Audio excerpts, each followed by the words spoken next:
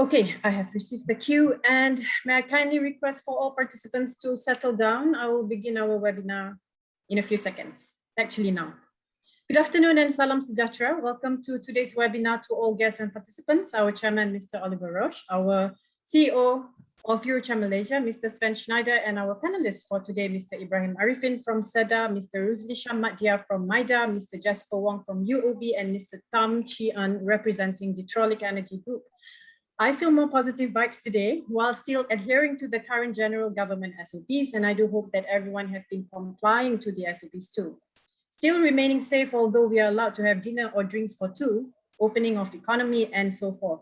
From MOH office, a reminder from the health DJ himself that to keep in mind to wear masks, get vaccinated, do your frequent hand washing and the works.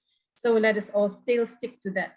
As usual, our webinar session and video conferences still goes on, and here we are today. To our new participants and attendees, welcome to EUROCHAM Malaysia number 9th Business Talk Series. Ladies and gentlemen, for today, Tuesday afternoon, we are in collaboration with 4 different related companies: the Trolic Energy Group, MIDA, Green Technology Division, Energy Department of SEDA, Sustainable Energy Development Authority, Construction and Infrastructure Sector Solutions Group at UOB. 4 different companies there with an interesting topic all relevant to energy transformation and efficiency.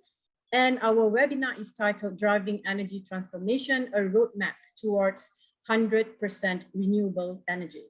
In the session, all our expert speakers here today will be unveiling and sharing with us about more technical insights, all about roadmaps for businesses to integrate 100% renewable energy mix solutions, including the national policy incentives and the financial solutions required, and in order to achieve net zero carbons. And today, the representatives will also explain on how to ensuring a successful implementation of energy efficiency and transformation, providing valuable data in their presentation for continuous improvement.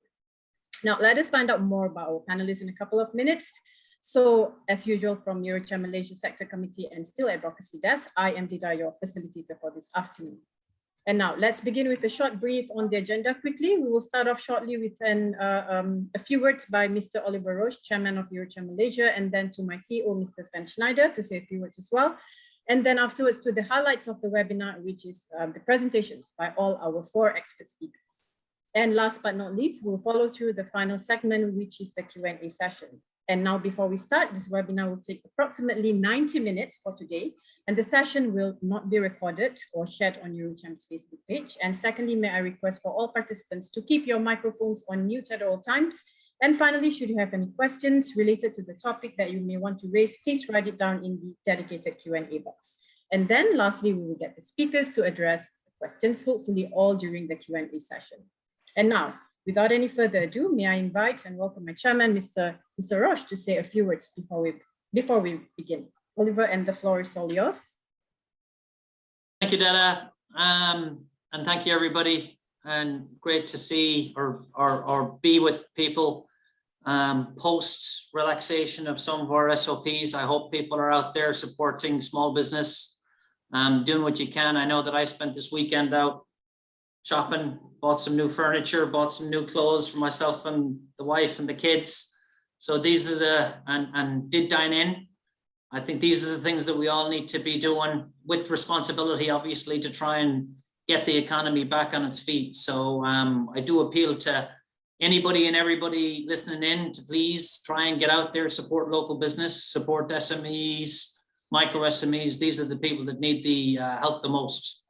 So getting back to today, very warm welcome to our 11th Biz Talks, which is entitled Driving Energy Transformation, a Roadmap Towards 100% Renewable Energy. EUROCHAM Malaysia has chosen to focus on the topic of sustainability in line with the European Green Deal, which I think has gotten much press around the world. And I think it's also probably fair to say that Europe is really at the forefront of the development of sustainable technologies globally, and are, I think, the leading light when it comes to the application of anything sustainable on the ground and in reality. And that is also in line with the United Nations Sustainable Development Goals. The production and use of energy accounts for more than 75% of the EU's greenhouse gas emissions. Decarbonizing the EU's energy system is therefore critical to reach our 2030 climate objectives and the EU's long-term strategy of achieving carbon neutrality by 2050. The European Union has set clear targets and ambitions under the European Green Deal and Malaysia has similarly declared the aim to be carbon neutral by 2050. Accordingly, we want to discuss today how energy transformation via renewable energy sources can contribute to Malaysia's very own green transformation. Further to that, EUROCHAM Malaysia and the EU business community in Malaysia is ready to support this transition. And I think it'd be very interesting to see what's been tabled and discussed here today and see if there's any opportunities for any collaboration between our members or any European companies with companies that are based here in Malaysia. With the above in mind, I'm delighted to welcome our expert speakers from members of companies and strategic partners of EUROCHAM Malaysia to share their thoughts today.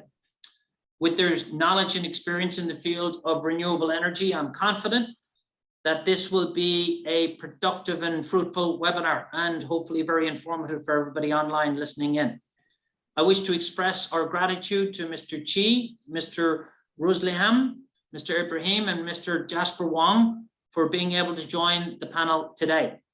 And I look forward to a very fruitful discussion at the end of these sessions. So thank you very much and look forward to seeing you all hopefully in person in the not too distant future. Thank you.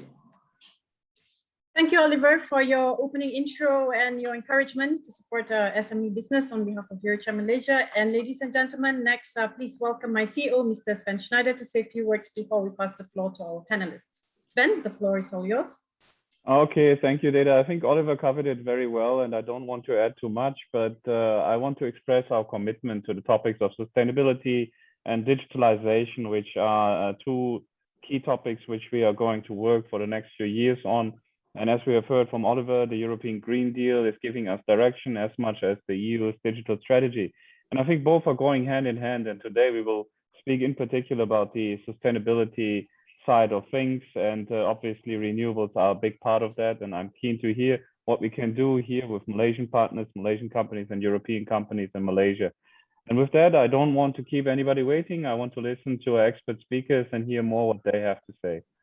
Thank you, Data. All right, thank you, Sven, as usual, short and sweet on behalf of EUROCHAM Malaysia as well. So now, ladies and gentlemen, this brings us to the highlight for the session, introducing our first speaker, Mr. Ibrahim Arifin, the Director Energy Analyst at SEDA. He has joined SEDA Malaysia since December 2020, and as a Director of Energy Analyst, his key roles includes the facilitation and advisory role towards growing the renewable energy RE industry in Malaysia.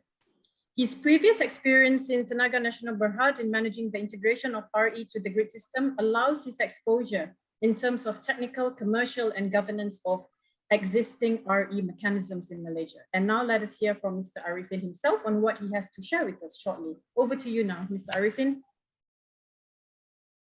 Ibrahim, sorry. Okay, thank you, Ms. Dida. And thank you also, Mr. Oliver, Mr. Sven, for having us, SEDA Malaysia, on board during this interesting talk today. And Assalamualaikum and good afternoon, dear panelists, dear audience. And today, like as mentioned by Mr. Oliver just now during his opening remarks, climate change and sustainability has become the key motivations for many, including the ministries, including the private sectors, and also the public demands in aligning their directions towards more cleaner and more sustainable developments. So like in my short presentation today, I will just go over the Malaysia Renewable Energy Outlook, and we really welcome for more participations from the private sector itself to engage and to provide their feedbacks and inputs in terms of how we can further improvise the current outlook that we have. So before I start, I just give a bit of introduction about the organization itself. Sustainable Energy Development Authority, or in short, we call it SEDA Malaysia. It was established on 1st September. So we are celebrating our 10th anniversary next week, and under the SEDA Act of 2011, and our main roles are mainly to advise the minister and relevant government entities on all matters relating to sustainable energy. So aside from renewable energy, we are also promoting in terms of the benefits from energy efficiency and energy management. When we're talking about sustainable energy, we always need to look at the both perspective from the demand side and also on the supply side. So among which these are the highlighted objective of the establishment of SEDA itself.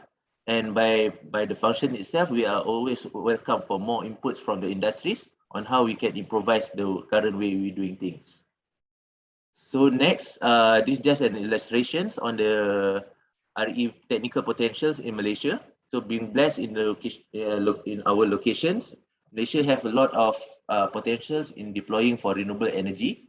As we can see, like solar PV itself, when taking into account the potentials from ground-mounted projects, rooftop, and also floatings, we can anticipate roughly about 270 gigawatt are the potentials that we can harness. And these are equally distributed in the Peninsular Malaysia, Sabah, and also Sarawak. And followed by next are the large hydro bioenergy. Bioenergy itself, I just would like to highlight that this includes the biomass and biogas potentials. As we know that Malaysia is one of the largest palm oil producers, and we can leverage on the byproducts from this production itself. And coming next are the small hydro, and we also have a few geothermal potentials that we like to explore for the horizon years. So however, regarding to these potentials, as much as we can in line with the themes of the talk today, when we're talking about going for RE 100%, I would say that we have the potentials more than the electricity demand itself, because if you can see that the total maximum demand at the moment, even for Peninsular Malaysia, Sarawak, and Sabah, we are roughly just around 24-25 gigawatt in total, the electricity demand. When we're looking at the potentials, we are way more than the demand itself.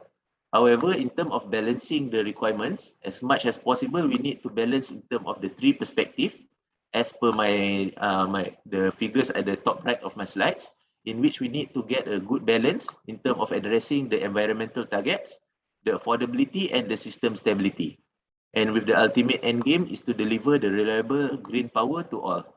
So as much as possible, I would say that previously, before the introductions of the accelerated RE agenda in Malaysia, mostly we are looking in terms of the affordability and system stability. So we are still in the learning phase towards pursuing and how we can get the good balance, taking into consideration the environmental targets as well. So in terms of achieving the national target at the moment, these are the key strategies that we are looking into. First of all, is the shift away from coal. So I would say that currently, for example, like in Peninsular Malaysia itself, the energy mix is contributed roughly about 80% from the fossil fuel, in which mostly are dominated by coal sources. So in terms of building a more resilience and more to enhance the energy security of Malaysia, we need to shift away from this coal, because as we know that the coal is 100% import from outside, and thus the first agenda is to shift away from coal.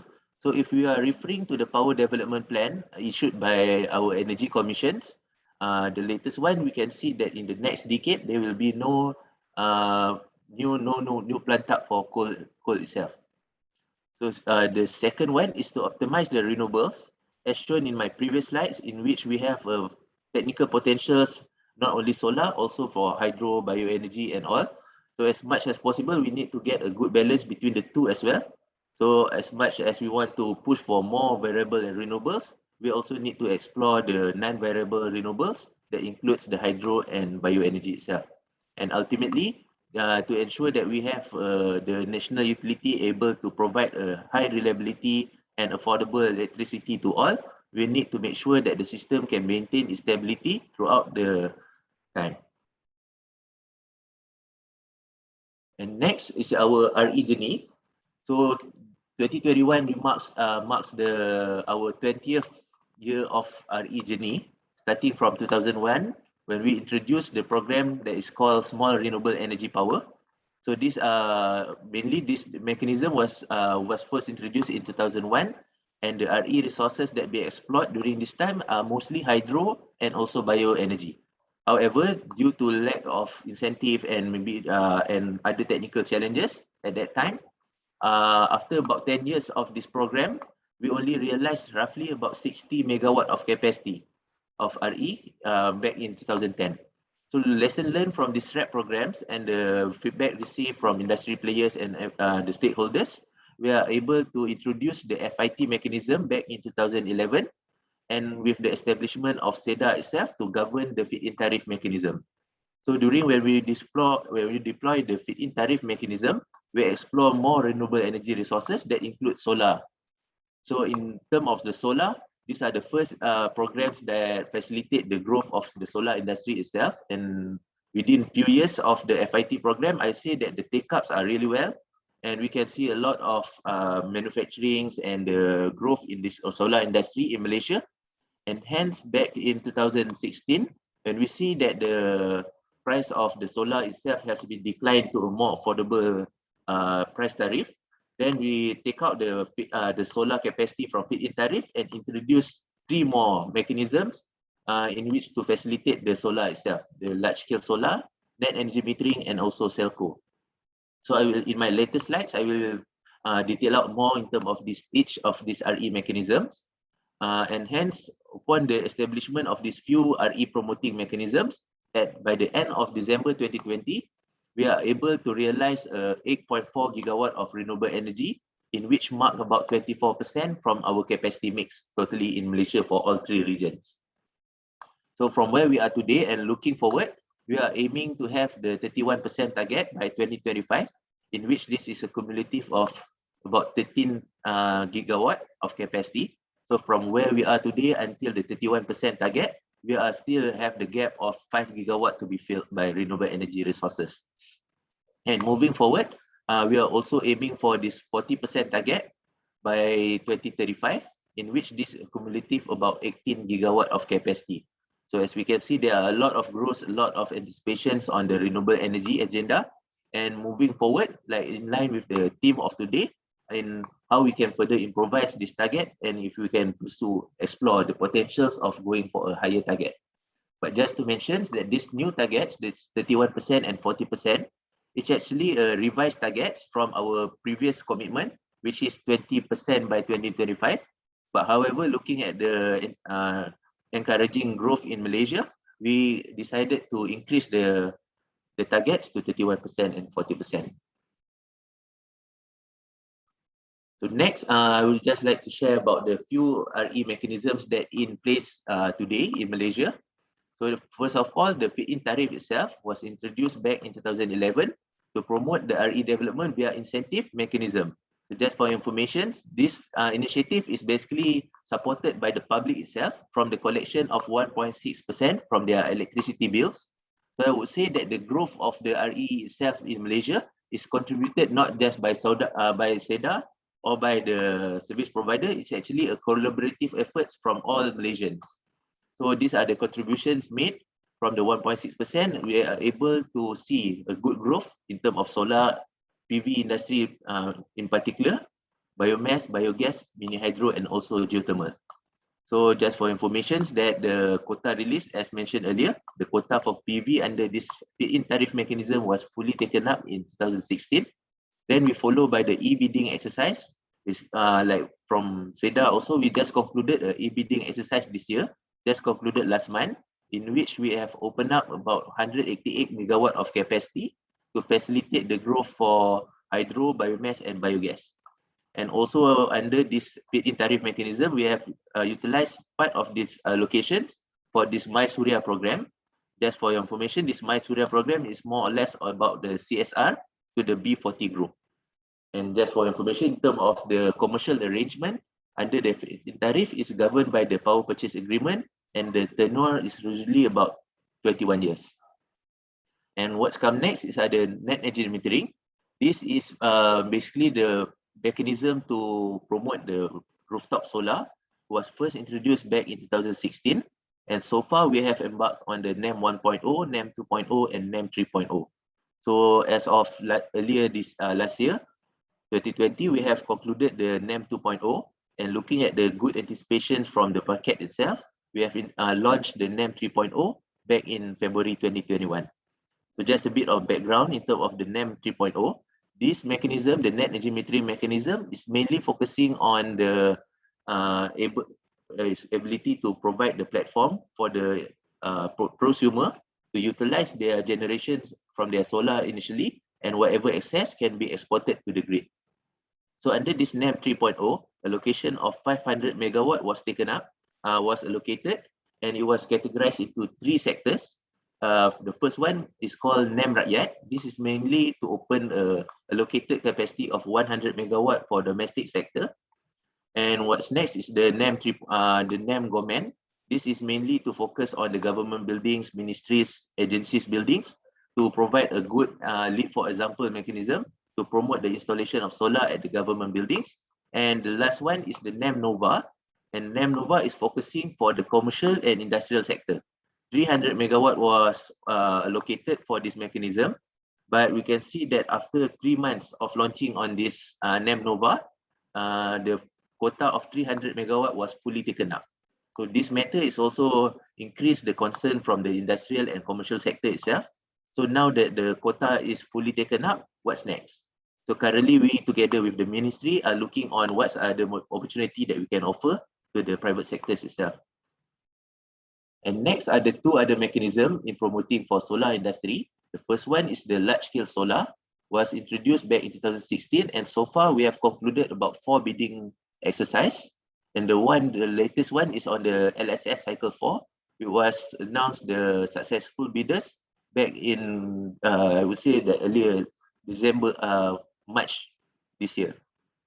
So cumulatively, I would say that this large scale solar is the one that pushing for the development of large scale solar farm or floating solar.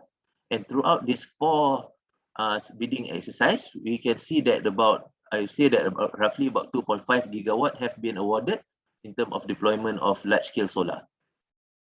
And next are the Celco. This is also to address the business interests in terms of managing their operational costs, expenditures, in terms of how they can manage the increase of electricity bills, in which under this mechanism for Celco is purely for the self-consumption only. If there's any excess energy, it's not able to provide back to the grid. And these are mainly and the current limitation is that the application, there's no quota limit under the Celco. But the capacity limit per site is limited to 75% of the premise electricity demands. So for these 2 mechanisms, for further information, you can seek our partners, Surajaya Tenaga or Energy Commissions, for more information on this matter. And next, just would like to share to you, to the all audience regarding this new mechanism. This is a bit new things, as we can see that from the 4 initiatives mentioned earlier, it is mostly all is governed under the power purchase agreement. However, for the new enhanced dispatching arrangement, it's a platform established in June 2017 to facilitate energy trading via non-PPA arrangement. This is actually a testing model, or I would say a sandbox, towards liberalizing the markets, electricity markets, in which we want to move away from the PPA arrangement. These are the benefits that we can realize from participating under this non-PPA arrangement. So, and the pricing scheme is based on the system marginal price. It is unlike the previous 4 mechanisms, in which usually we have a fixed tariff throughout the terms. But however, under this NEDA, it is based on the SMP, the system marginal price, in which the price differ for every 30 minutes. If I can share on this one. So this is just an example sometimes last year. So if you can see that we can access to this information at our single buyer department's website. So these are a real-time pricing mechanism in which the system will depends on the energy price of the most expensive thermal generator dispatched to meet the demand in half-hour period. So these are very tricky in terms of the business orientations, in which we can see that the trending is changing. So the for example, the solar owner that participate under this mechanism, they will need to strategize their productions and outputs in terms of when is the best market signal. So with all the implementation of the RE programs that exist, that currently we have in Malaysia, we already realized about 8.5 gigawatt of RE capacity, in which I would say that currently it is mostly dominated by hydro potentials. And this hydro potential is also equally contributed much from our Sarawak states. But however, looking forward, I would say that the solar penetrations is will get the tractions as of this time. As of December 2020, the realized capacity is 1.5 gigawatt. But moving forward, we already like awarded about another 2 gigawatt of capacity on top of the NEM 3.0 capacity that currently is still opening. So moving forward, we are still looking for more potential growth on each of the RE resources. And post 2025, I would say that the main agenda is in terms of how we can further push the solar industry itself. So as we know that solar is a intermittent resources, so the higher integration of solar has become the technical concerns in terms of the stability of the system itself. But I believe that by introductions of technologies such as energy storage will further facilitate the higher penetration of solar. Ministries and the regulators are currently looking into the mechanism to promote for this energy storage, in which we are looking forward for something more lights on this matter by next year. So PV over the years, we can see roughly about 70% of the installation cost has been reduced since 2010 baseline. So like currently we are pursuing for the existing business model that include net energy metering, LSS under the PPA framework. So looking forward, we can see that there are a lot more attractive business models, especially to address the demands from the private sectors, in which one of the things are the corporate PPAs, third-party access, P2P tradings, and REC. Currently, like the renewable energy certificate is also already like in place in Malaysia, but we are currently enhancing the framework to allow for a more flexible REC trading among consumer and prosumer. So these are something that we can look forward in the near future in terms of accelerating the RE growth in Malaysia. And as mentioned also, like just now when I illustrate the technical potential that we have, as much as possible, we try to provide a good opportunity for all sectors that includes the solar, bioenergy, and hydro sectors. So under SEDA, Malaysia is currently finalizing this renewable energy transition roadmap. We are anticipating for this publication to be sometime in next quarter. So under this document, we have outlined a strategic framework in terms of how we can realize the target that we have for 2035.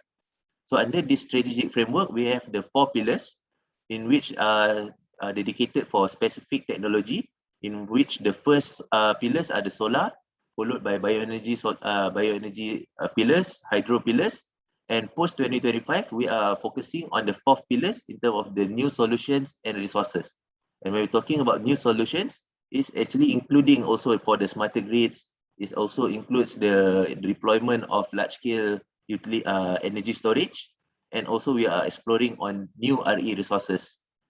So for example, like we have the potentials of introducing wind, for example, green hydrogen, or maybe bioliquids. These are among the few RE resources that we are currently looking into for implementation post 2035.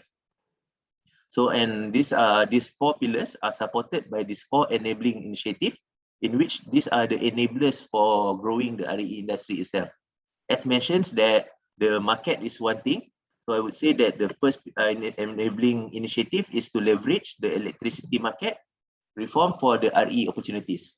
And next, the financing itself. So based on our engagement with financial institutions, we can see that the financial institution itself show a lot of interest in terms of investing for this renewable energy growth. And I would say that this also at the moment has become one of the key challenges in pushing for more solar. So I believe that closing the gap between the challenges and the interest from the financial institution itself, we are able to push for more solar in this matter.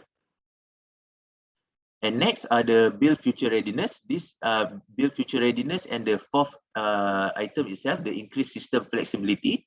This is in terms of addressing the stability issues that I highlighted earlier. That when we pursuing for a higher growth in solar itself, the system is subjected to a more intermittent and disruption from the up and downs of the output from the solar itself. So I believe that having smarter grids and technology incorporated in the operations and planning of the system grids it will able to push for higher RE capacity in Malaysia. So these are the 5 initiatives that will translate it into action plans, and this is not entirely just on SEDA itself. In terms of ensuring the success deliverables of all these pillars, concerted efforts, including the regulators, the private sectors, and the public itself, are very crucial. So these are my concluding remarks. I would say that the energy transition phase is indeed an interesting time and has been identified as one of the main economic recovery post-pandemic. So in terms of addressing the targets for 2035, we're anticipating about 20 billion of investment can be realized into the nations, and this can also provide a good numbers of employment opportunities to the people. As we anticipated, and based on our surveys with industry players, we anticipate from all the RE growth from now until 2035, we can provide about 30,000 numbers of job opportunities into Malaysia. And in line with the commitment with the Paris agreements, Malaysia expects that the RE growth will be able to decarbonize the power sector itself by 45% by 2030. My apology for this typo, it's actually by 2030 from the baseline of 2005. So I hope that the RE transition will require, we are taking a progressive but cautiously measures in terms of growing the industry itself. But at the same time, we're always open for new ideas and how we can further improve the system. And hopefully by this RE transition phase, we are able to address in terms of the 3 aspects, in terms of mitigating the climate change matters, and also provides the economic benefits to the country itself. And with this, I end my presentations and I pass back to Ms. Dida. All right, thank you, Mr. Ibrahim. Thank you very much for a very comprehensive, or I would say compendious, very factual presentation, Mr. Ibrahim. Thank you very much. And now, ladies and gentlemen, let us move on to introducing our second speaker, Mr. Ruzlisham Maddia. He is the Deputy Director of Green Technology Division at MIDA, Malaysian Investment Development Authority, and he has been with the government agency MIDA for about 25 years now and was involved in various divisions of the industries. A very pioneer and experienced indeed representative from MIDA. And Mr. Ruzlisham, the screen is all yours. Dipersilakan.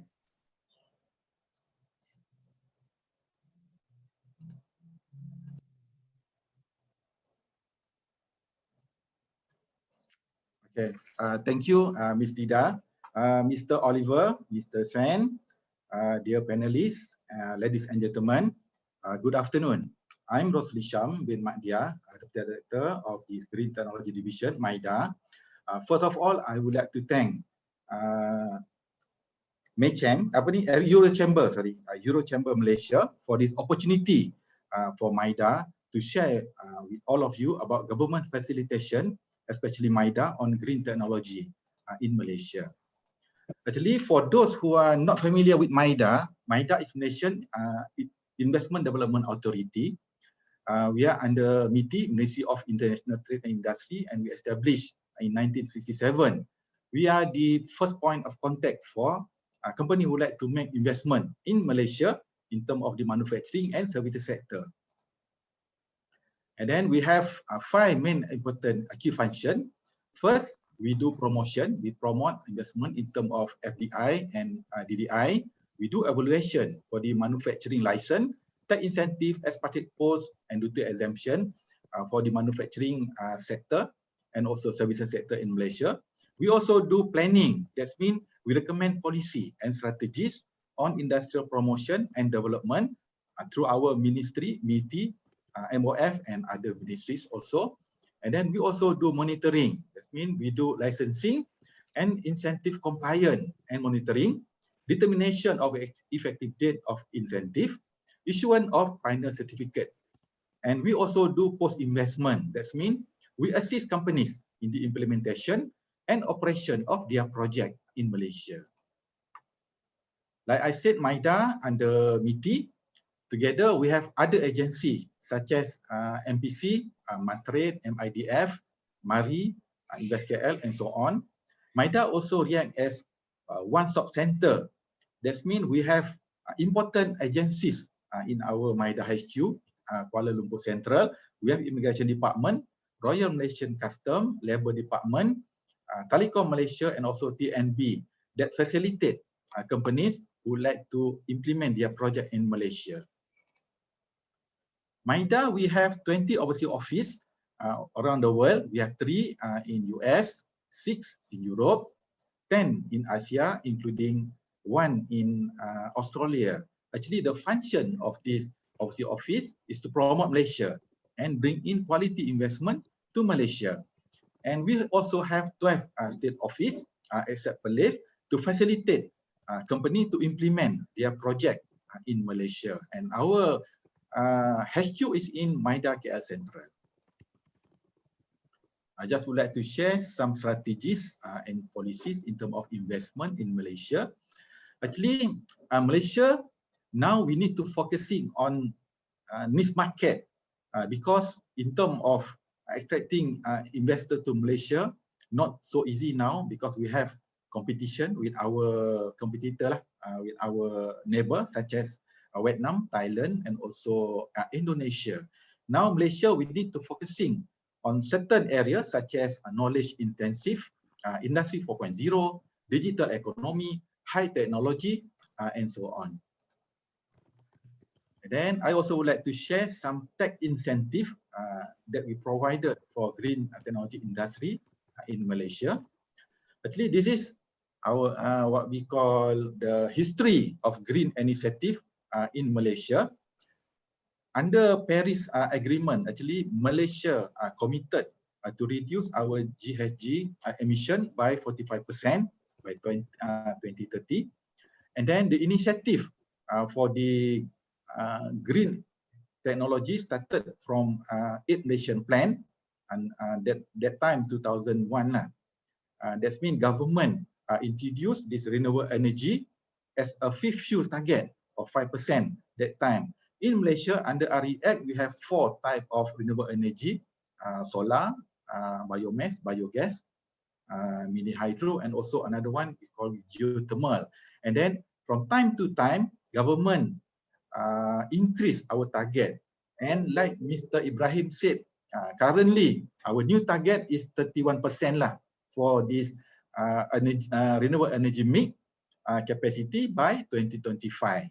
And then a lot of program initiated by government to promote this green initiative, such as like Mr. Ibrahim said, for SEDA, they do this FIT, and then NEM program, and then we also have large-scale solar and also GTFS by MGTC.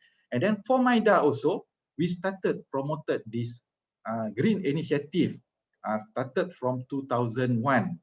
That time, we promote 2 types of project, which is we call renewable energy and also energy efficiency equipment. That time under our PIA lah, Promoted Investment Act 1986. That means for earlier one, we support the biomass project because we have plenty of biomass waste in Malaysia. Then this is the time for us to change the waste to become other product such as pellet and so on, or they can turn to energy, waste to energy. And then under budget 2014, government park this incentive under Income Tax Act 1967. Okay, under Income Tax Act 1967, this is under MOF, we have 2 types of incentive that offered by government. First, we call investment tax allowance. This is for project basis, such as company would like to install solar project for their own consumption or for business purpose. That one they can apply this ITA. Another one we call income tax exemption.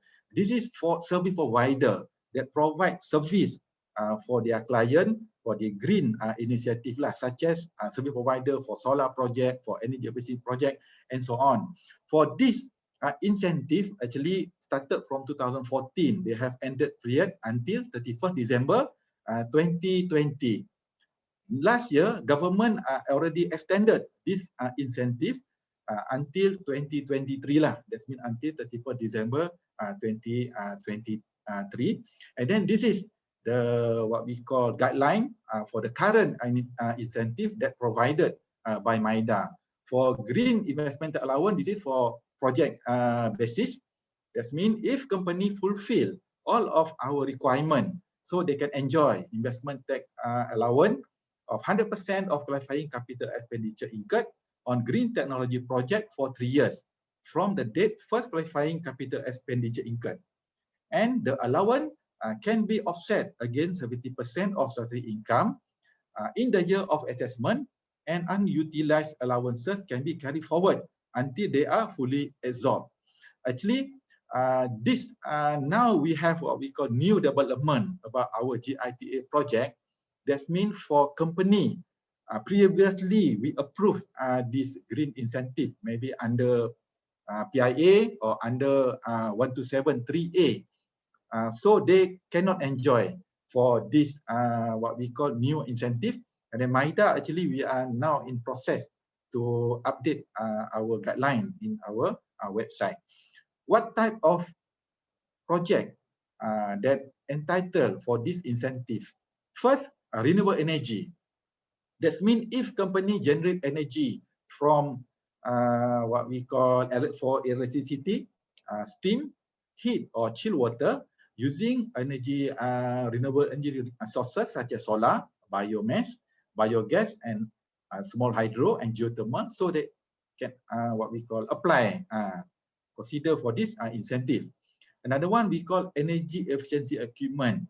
This is for company who would like invest in the equipment that can reduce their power consumption or electricity. A lot of company invest in this energy efficiency motor, variable speed drive compressor, high efficiency chiller, and also cogen. So if they can reduce their energy consumption or from TNB, so they can also eligible for this incentive. Another one we have green building and green data center. This is only for the green asset for that building, not the total of building. However, for company who would like to apply for this green building and green data center, they need to get DA first, design assessment from tool bodies such as Green Building Index, Green RE, and MyCREST. Another activity that can apply for this GITA is integrated waste management. That means if company invest in this activity such as recycling, recovery, and treatment, and additional process such as what we call composting, storage, and installation, so they can, the activity should be integrated, so they can apply for this incentive. This is what we call incentive under GITA for service provider. That means service provider that provide services to client in terms of green project such as solar and energy efficiency. If they qualify with our requirement, they can enjoy income tax exemption of 70% on certain income for qualifying green services, where the period of incentive is 3 years, starting from assessment year of the first invoice related to green technology issued. And the date of the first invoice shall not earlier than the date of application received by MIDA. That means for this incentive should be a new company. For one group of company, only one company can apply for this incentive. If the group of company already enjoy previously, so they cannot apply now lah. But if previously they don't have this incentive under GITA, so one of their group can apply for the incentive. However, they need to submit the application first to MIDA before they issue any tax invoice. And then what type of activity or services activity that eligible for this incentive? First, renewable energy. That means company provide services for the renewable energy activity such as solar, biomass, biogas, and so on, or energy efficiency equipment, green building, green data center, green certification and verification, green township, and electrical vehicle. For electrical vehicle, the services is related to installation, maintenance, and repair of EV charging equipment, infrastructure, and EV charging station, and also services related to operate of the EV charging station, and services related to maintenance, repair, and overhaul of EV. Under budget 2020 also, the government extended GITA to other projects we call solar leasing. This is for the service provider that fulfill all of our requirement. They can apply for this what we call incentive under income tax exemption of 70% on statutory income for solar leasing activity for a period of up to 10 years. And the incentive period shall commence from the date of first invoice issue, and the date shall not be earlier than the application received by MIDA. That means for this solar leasing activity, company need to go to SEDA to get approval from SEDA for the solar leasing, RPVI for solar leasing. After they get this letter from SEDA, they need to go to MIDA to submit the application before they issue any invoice. And then under this solar leasing, we have two tier.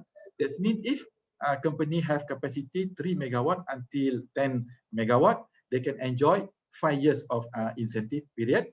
And then 10 megawatt until 30 megawatt, they can enjoy up to 10 years, what we call incentive period. This is the criteria for company who would like to apply GITA, which is project basis to MIDA. First, company must be incorporated under Company Act 2016. That means the company should be Sdn Berhad or Berhad company. And then company must achieve the green result, which is conserve the use of energy, minimize the degradation of the environment, and promote health and improve environment. Very important criteria. Company which has incurred first qualifying capex before application made to MIDA is not eligible for this incentive. Under this new guideline, the very important criteria, company need to submit first the application to MIDA before they incur any capex. Incurring capex, that means if their service provider issue tax invoice, that means they already incur capex. That's why please make sure you submit first your application to MIDA before you apply for this incentive. And then for green building, we have what we call special criteria. That means company must submit provisional green certificate or design assessment or HOI assessment before the completion of this green project. And company which has already obtained the final certificate of equivalent is not eligible for this incentive. That means company need to submit first before they complete their project.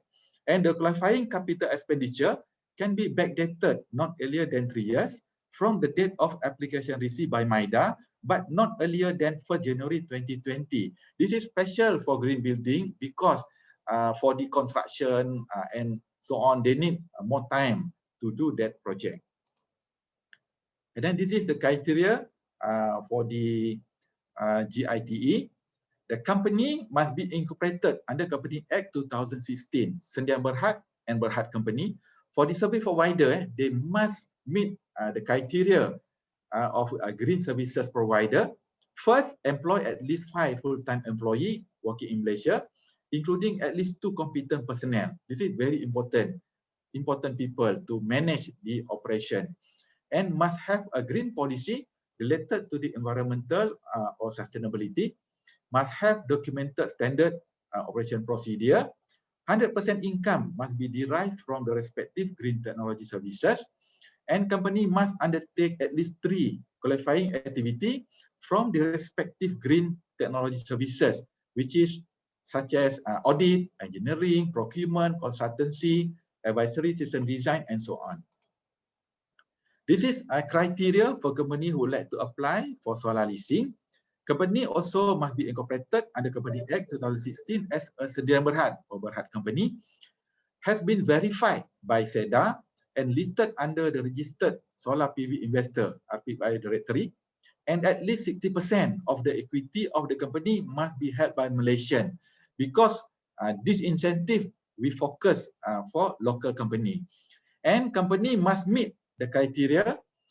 First, employ at least 5 full-time employee, the same with 2 competent personnel, and the income must be derived from sale of electricity or leasing activities, and asset must be incorporated in the RPVI balance sheet, and company within the same group undertaking solar leasing activity as their parent company or related company are not eligible for solar leasing incentive. That means the company need to serve other people, other clients. Then they can enjoy this incentive. And company which has undertaken solar leasing project and issue the first invoice before application made to MIDA is not eligible for this incentive. As I said, after you get this approval from SEDA, please submit first your application to MIDA before you start your project. This is the application procedure who like to apply ITA or ITE to MIDA. Now, I just would like to tell you that all application to MIDA now under online submission. That means you need to submit the application by 31st December 2023.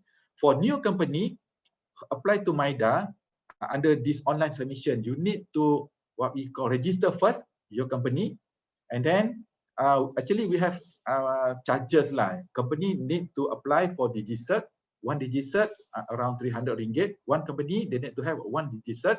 After you submit application to MIDA, actually MIDA will do what we call a screening process. We have to around 1 week screening process. But if the information completed, I think before 1 week we can issue in we call acknowledgement letter. That means after company get this acknowledgement letter, so they can proceed with their project. They can implement the project, or the service provider can issue the tech invoice. Then they can cover. For the application, our officer will process the application and prepare a valuation report. Then we will table at National Committee on Investment or NCI. Then after approved by the committee, we will issue an interim approval letter to the company. And then after that, you have another process. That means for project, company need to go to MGTC to determine the effective date of the incentive and validate the project comply to Green Tech project criteria, that is for project or for GITA. For GITE of services, they need also go to MGTC to determine the effective date of incentive and assessment year and verify the service listed or registered under My Hijau Mark services. And for the solar leasing activity, they need to go to SEDA to determine the effective date of incentive and assessment year. And after they get the letter, validation letter from the MGTC or from SEDA, so company can go to IRB and claim their incentive. And I also just would like to share some promoted activities. This is for waste management industry under the Promotion of Investment Act PIA 1986. This is under MIDA Act. We have two types of activity covered under this PIA. First, environment management, which is recycle of waste, toxic and non-toxic waste, chemical, reclaimed rubber. This is applicable to industries such as metal and alloy, chemical, textile, electrical, and electronic. And the second activity, agriculture waste or agriculture byproduct. That means if company process waste to become value-added product such as animal feed, fertilizer, and pellet, so they can entitle to apply for this incentive. And for the recycling activity, we have condition imposed, which is company are not allowed to import waste. And for biomass product, we have minimum value added, which is 50%, and MTS ratio is 25%. For this type of activity, company can choose either pioneer status for income tax exemption of 70% of the statutory income for a period of 5 years, or they also can choose ITA, which is investment tax allowance of 60% on the qualifying capital expenditure incurred within a period of 5 years to be offset 70% of the statutory income. I think that's all my presentation. Actually, I would like to encourage a company who would like to invest in this green technology project or green services activity. Please submit to MIDA before 31st December 2023, because we have another 2.5 years. And then based on my experience during our meeting with our NCI committee, I think after 31st December 2023, maybe government will not further extend this incentive, because a lot of people now know about solar project, biomass, biogas, and so on. Maybe government will not extend this incentive anymore. So for company who would like to invest, please invest now. I think that's all, Ms. Dida. Over to you, Ms. Dida. All right, thank you, Mr. Rosli on all about MIDA and its function as an organization and how they support the business industries and technologies, all leading towards the renewable energy agenda by 2025. Thank you for sharing with us. And without any further ado, to our third speaker for the day, Mr. Jasper Wong from UOB, with over 25 years of experience managing extensive projects and structured finance focused on power, renewable energy, oil and gas, petrochemical, infrastructure, and telecoms financing. Mr. Jasper joined UOB in 2013 to head the infrastructure and project finance team for Asia under Group Wholesale Banking before taking up his current role in Sector Solutions Group at UOB. And Jasper, the floor will be yours now.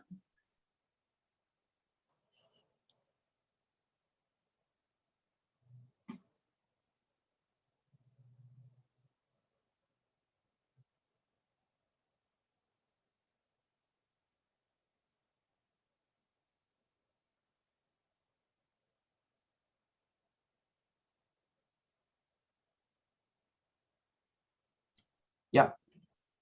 Hi, good afternoon, everyone. Can you see my slides, just to confirm? Yes, we can see. Okay. All right. Thank you. Wow. I certainly, when I look through MIDA's slides, it looks like a Shopee sale, you know, whereby, you know, there's so many attractive incentives that MIDA is providing, you know, for those who want to participate in the RE, renewable energy or sustainability field, right? And I think this, I would like to first thank you to EUROCHAM for inviting me to this webinar. I think you have the whole value chain covered, right? So for somebody who's looking to find out about, you know, what is happening in the renewable space, you know, you can talk to Encik Ibrahim from SEDA. And then if you want to find out all the incentives, you can talk to MIDA. You want to find an installer, you can talk to Hydraulic. And if you want financing, you can talk to UOB.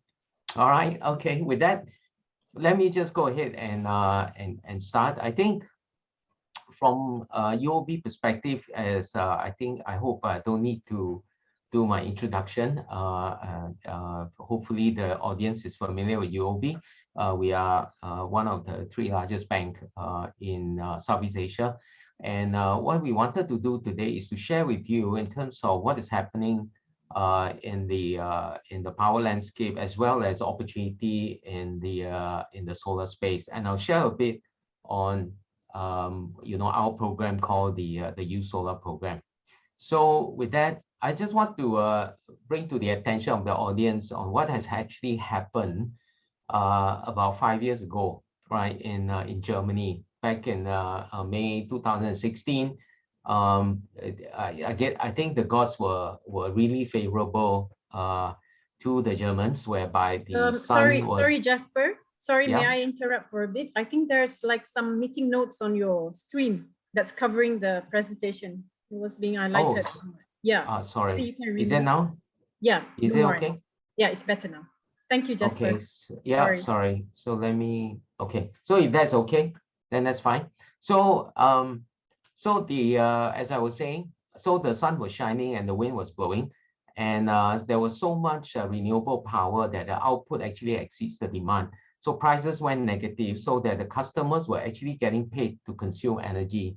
So how do you like that in Malaysia if you are watching your Netflix and you're still getting paid for it? So we are hoping that one day that will happen in Malaysia. And next, we want to talk about, okay. So what has happened in the global investment in terms of the investment in technologies? Back in 2016, that's where the year where transition happens, where the investment in renewable energy actually exceeds traditional power fossil fuel. So that was a significant milestone for the energy industry to allow the transition whereby the cost of installing solar has dropped significantly, which allows people to start making an investment in renewable energy and become a prosumer, right? So they can produce their own energy and also consume it. And last year, or in 2019, the developing economies added about 120 gigawatt of new renewable energy. So despite COVID, the space in the renewable energy continue to grow, and that's quite a significant threshold. And by last year, we are estimating that the total installed solar capacity is now almost close to the global wind installation. So that's a significant milestone that let's remember for that. Now, next, we look at what is actually happening in the electricity sector. I think back starting in 2017, there was a shift. Yeah, so global companies were seeing that they are actually revamping their business and started to move away from your traditional turbine installation and start looking into renewable energy. And of course, we see a lot of articles that are being written about the ASEAN market and why it will become the next pivot or central point whereby become the renewable energy hub in the next decade. And finally, closer to home, I think this is something that we have been watching very closely, whereby Singapore announced last year that they will start a trial to import 100 megawatt of renewable energy from Malaysia. And let me share with you why that's a significant move, because of within ASEAN, there is a initiative to promote a Asia power grid. And with the interconnection between Singapore and Malaysia to be finalized, on a commercial basis, that will effectively means that you can connect power from Singapore all the way up to Laos, or Laos can sell power all the way down to Singapore. So keep in mind the changes in the electricity sector by itself, and maybe you can look at how you need to make that investment in the renewable energy sector. Next is climate change. Yeah, I want to share about climate change that is impacting corporates. And if you think that it doesn't concern you and you can go about and do your BAU, do think again. So the first bankruptcy actually happens because of climate change was back in 2018 in California, where PG&E went into bankruptcy because of climate change, and there was a fire. One of the equipment caught fire and burned part of the forest in California, and they were being sued by the public. Next, I think this is also quite recent news about Shell that actually being ordered by the court to speed up their GHG or greenhouse gas emission reduction. So that's very significant, because now it means that the climate change or the carbon emission is now a matter of public interest or public safety, and you can see that there will be you can be sure that there will be other lawsuits that will come its way in the near future. Now, I just want to bring about some of the key themes that we're seeing in the emerging markets regards to renewables. Right, one is the development of smart and green city, and also the development of a smart grid. So smart grid actually allows the grid operator to actually channel the power to where it is required. So it's no longer a linear a relationship whereby you have the generation, then you have distribution and transmission. So now you can have transmission that's coming from solar, from wind, from rooftop, and from battery storage as well. So now it becomes a very interesting play on how the grid operator can actually manage the power requirements based on demand and supply. Next one is declining generation costs. I think this one is, I think a lot of people should be familiar. The solar installation cost has dropped by more than 70 to 80% over the last decade. And this has, in fact, created a trend, a declining trend in the levelized cost of energy. Now, when we say levelized cost of energy, we don't just look at CapEx, we look at the operating cost over the life of the equipment. And then based on that, you can see that there has been significant decline. Next is also looking at something new, which is in terms of lower battery storage costs. I think this can play a significant impact on a game changer to the industry, because if you look at solar now, people think that it can only be produced during the daytime. Now with the battery storage, effectively, you can produce renewable energy 24 hours a day, provided you can store it and also build it at a cost that is viable. Now, the other significant trend that is happening is the EV space, right? The electric vehicle space, whereby a battery, as you all know, is a significant cost to the component of the car.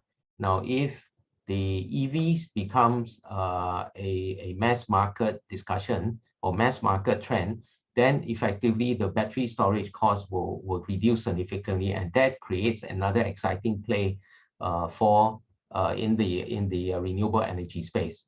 And finally, sustainability in terms of green financing drive, and this one, especially for the listed companies, you know, like in the Bursa and SGX, and across the region, a lot of the stock exchange have required sustainability reporting, and a lot of the corporates that are approaching us are also asking us, how do we do it, and what's the plan for us, and how do we walk this sustainability journey?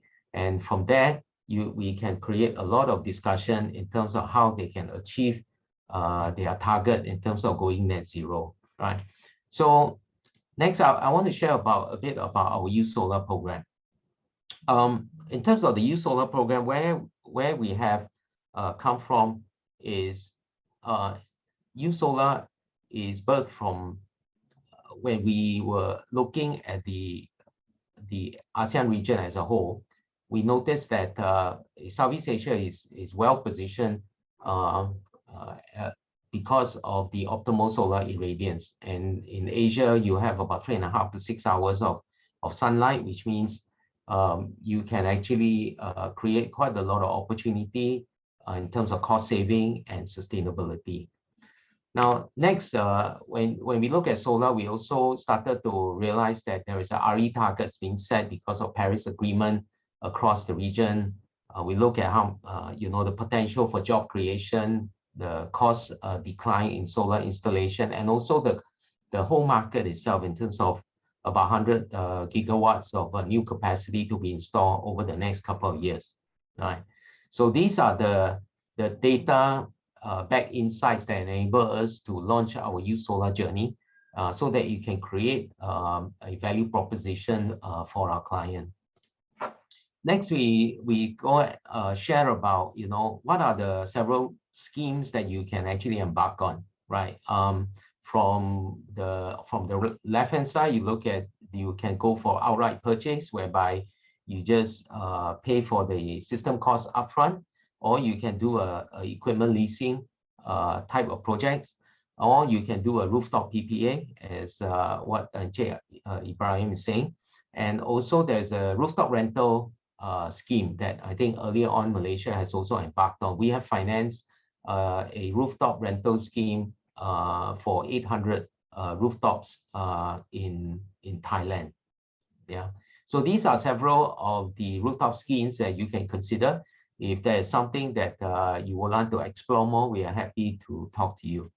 So then the question is, what are my options, right? Do you want to do a direct purchase, or you will go for the leasing system?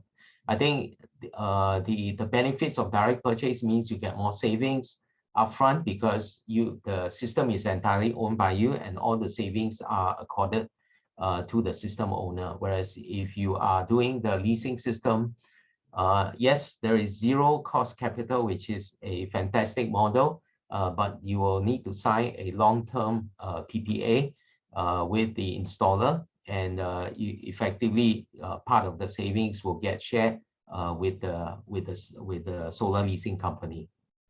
So next, I'd like to share about our USolar program. So across Southeast Asia, we have 15 partners. Yeah, and Malaysia, we have 5 partners, and Detroit is one of our partners, a very important partner.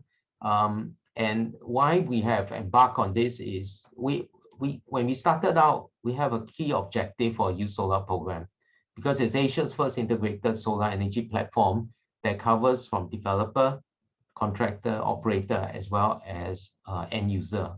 There were 3 objectives that we wanted to achieve. Number 1 is to promote sustainability awareness.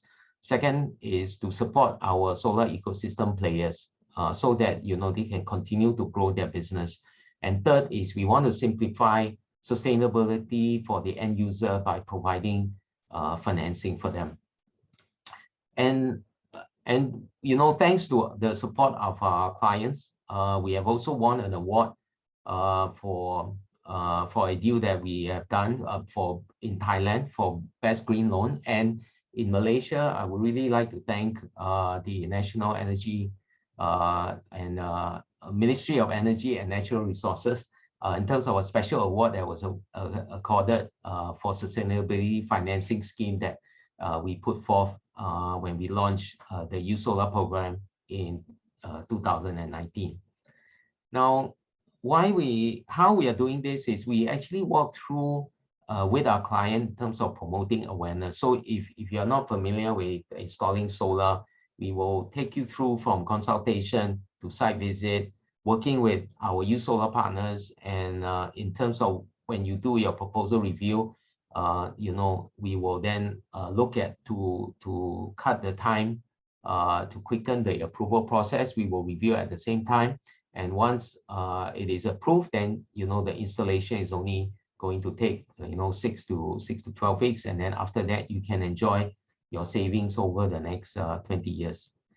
Now, these are the 4 different schemes that we have in terms of the financing solutions. So you can see that we have financings for solar developer, for solar leasing schemes. We also have financing for solar EPCs and end user as well. So if you are a commercial or industrial client, we have a scheme that is up to 2 million Sing, which is about 5 to 6 million ringgit. Tenor is about 7 years. Comes with a maintenance package as well. And then for the residential segment, for landed property, you can, if you have a UOB card, it's 0% interest in installment payment of up to 36 months. So you cannot get lower than 0%. Yeah.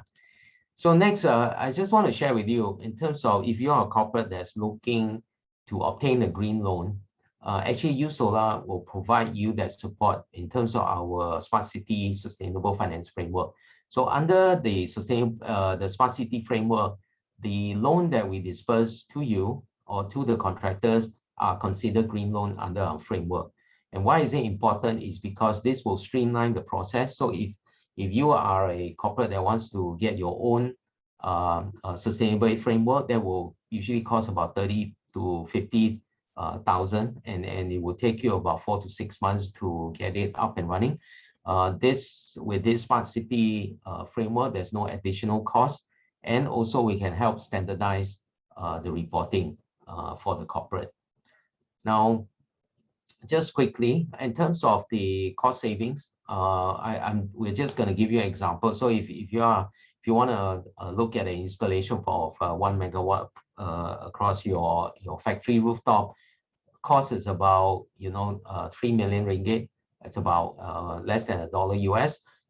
Tariff, let's say if it's 50 cents per kilowatt hour, then we're looking at a saving of about 660,000 kilograms of CO2 taken off the environment, about 11,000 trees to be planted for the next 10 years, and also savings about 400,000 per annum, right? So,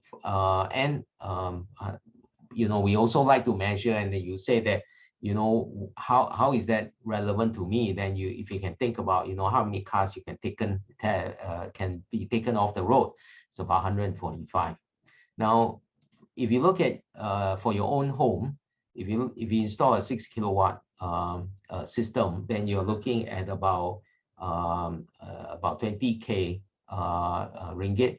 Then you're looking at 80,000 kilograms of CO2 being taken out, 17 cars off the road, and savings about 3,000 ringgit a year. So that is quite significant, because if you say that your system is going to operate for the next 20 years, that is looking at 60,000. So your payback period is going to be quite short. Now, I want to show this article with you, because this was a customer in Singapore that we have, and he started off installing in his own house, right? And his saving was about 200 a month, 200 Sing a month, so it's about 600 ringgit a month. And he was so convinced about the solar energy, he actually quit his job and set up his own solar company. And also he sold his car and bought a Tesla, right? So in a sense that he's really bought into this sustainability, and I think the responsibility actually falls on every one of us, whether you are a corporate treasurer or a CFO, or if as a homeowner or a home consumer, we all can play our part. And solar is the easiest and the quickest way for you to get involved. I just want to leave you, this is my second last slide. So I just want to leave with you our uSolar website. And this one allows you to scan and then go to our website and check out our solar partners. And I think I like the quote from Albert Einstein. It says that the world will not be destroyed by those who do evil, but by those who watch them without doing anything. So do take action and catch the sun. The time to act is now, before the incentive runs out. All right. Thank you very much. I will now pass the time back to the moderator. Thank you. All right. Thank you, Mr. Jasper. Yet again, another broad-gauged and in-depth presentation he has shared with us earlier, all related to our topic of discussion today. And ladies and gentlemen, last but not least, our final panelist for this session, let me introduce Mr. Tham Chi Un, the founder and CEO for Detrolic Energy Group. And so he's the founder and CEO for Detrolic Energy Group with over 12 years of experience in the solar and renewable energy field. It's one of the early starters of the industry in Southeast Asia. He has broad experience in business development, project execution, corporate and project structuring, as well as wide exposure in renewable energy finance and contracts. In his capacity as the CEO, he provides strategic direction to the company and manages operation in the key strategic area of the group businesses. And to date, Mr. Tham Chi Un has successfully developed and owned more than 350 megawatt of projects in various countries such as Malaysia, Singapore, Philippines, Indonesia, and Bangladesh. He also sits on the board of 2 Fortune 500 independent power producer subsidiaries through joint venture with Detrolic Group. And now please share with us, Mr. Tham, your insights about this topic, and the screen is yours. Thank you.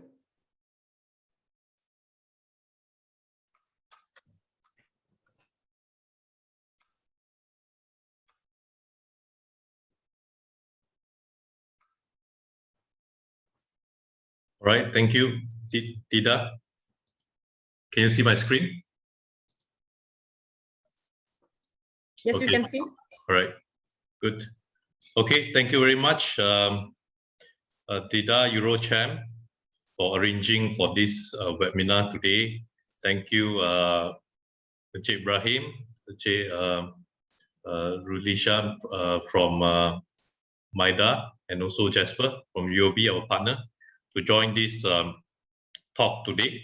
So without further ado, I will start my presentation. So I will briefly start with introducing our company for those of you who do not know us yet. So I will give you a brief about who we are, where we came from. We will talk a bit about ESG, the driving factor, and also, last but not least, the roadmap that I think is the main topic that we are presenting today. So our company, at a glance, we are one of the early companies that started the solar in Malaysia. Our base is Malaysia. We started 12 years ago. In the early days, we did small projects starting 2011, 2010. That's where we started to have some of our first few small projects, which coincidentally is not in Malaysia. Our first project are actually in Myanmar. So that was the time, more than 10 years ago. And then we expanded to doing projects in some other countries. But Malaysia is really the place where we actually get most of our growth over the years. We have expanded 2013, 2015, increasing our capacity in Malaysia and Singapore. 2018, we have achieved 100 megawatt of solar plant throughout the region. And year 2020, 2021, I think marks another milestone in the company.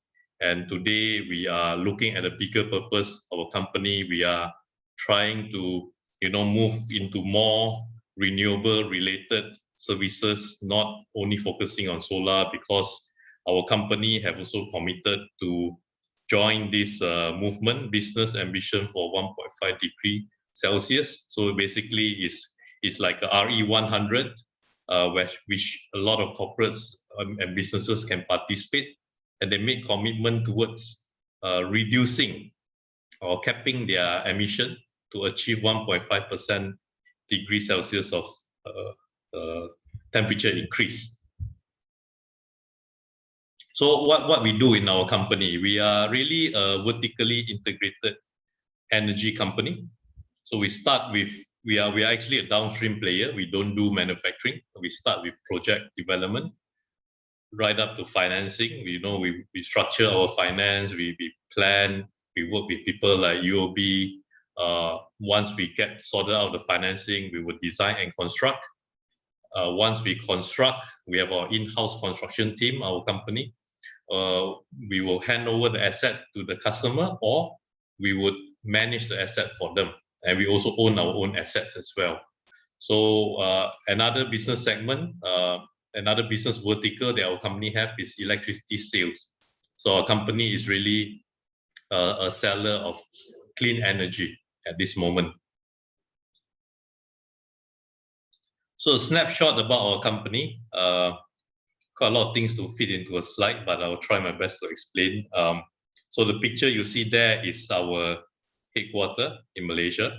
So today we are actually a regional company. We are based in Malaysia. We are present in Malaysia, Singapore, Philippines, Indonesia, Bangladesh. We have a plant over there, and recently China.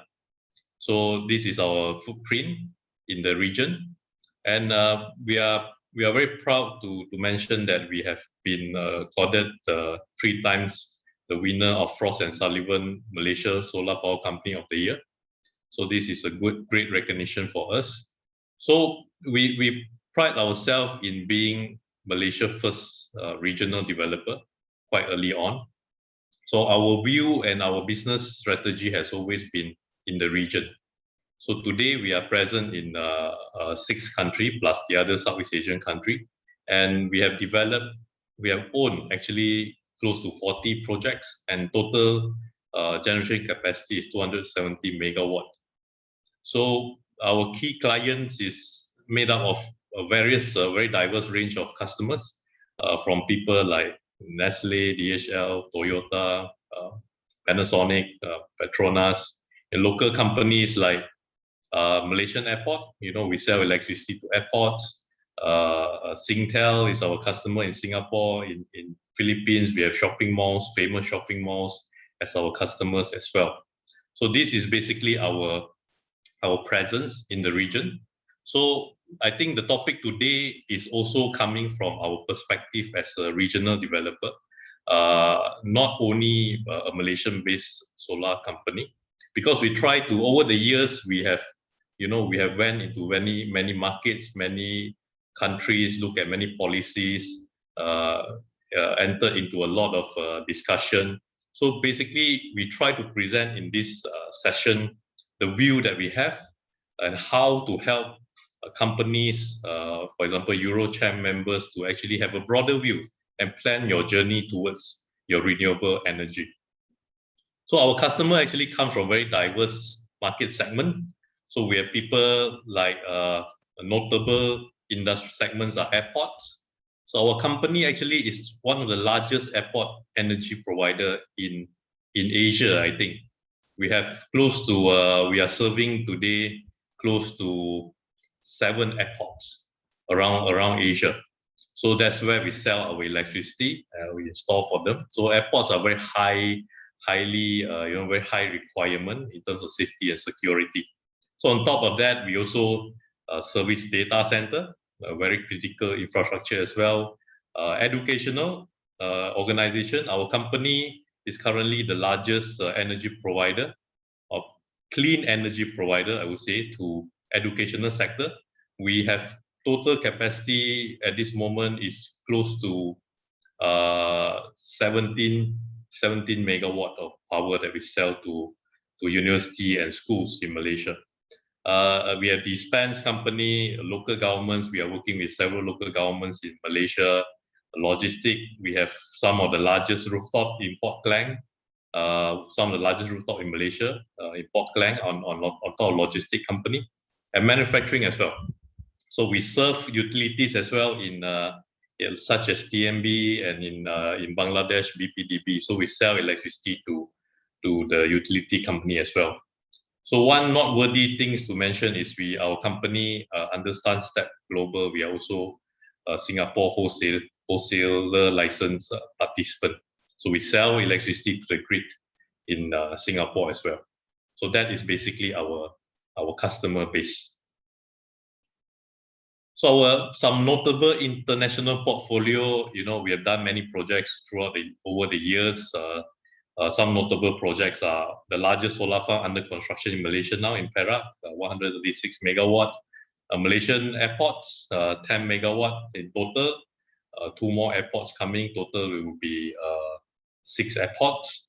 We are selling to data center in Singapore, in China. We have a project, shopping malls, and a largest solar farm in Bangladesh. So annually, our group sells more than 362,000 megawatt hour of electricity to our customer. So if you're wondering what is this capacity is worth, is close to 50,000 your regular houses in Malaysia.